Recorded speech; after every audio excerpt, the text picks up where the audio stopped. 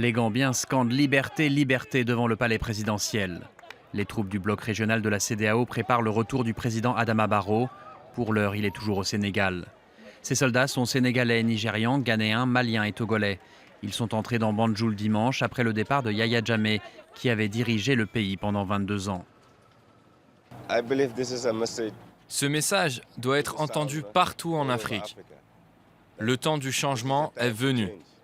Nous ne voulons plus de dictature. Je prie pour qu'il y ait plus de solidarité entre les pays de l'Afrique de l'Ouest, entre les pays de tout le continent africain. Quand il y a une crise dans un pays frère, on intervient, on apporte de l'aide.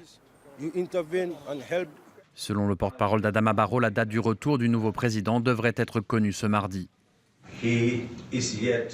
Il ne m'a pas encore dit quand précisément il arrive.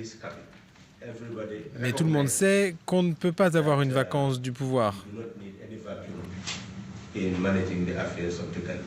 Samedi soir, Yaya Jammeh s'est envolé pour la Guinée équatoriale. Cela faisait des semaines que les présidents de la région l'incitaient à partir. Certains parlent d'une victoire de la diplomatie africaine. Mais de nombreux Gambiens sont furieux car il s'est installé dans un pays qui ne coopère pas avec la Cour pénale internationale. Ces Gambiens accusent Yaya Jammeh d'avoir commis de nombreuses violations des droits de l'homme et ils redoutent qu'il ne soit désormais jamais jugé.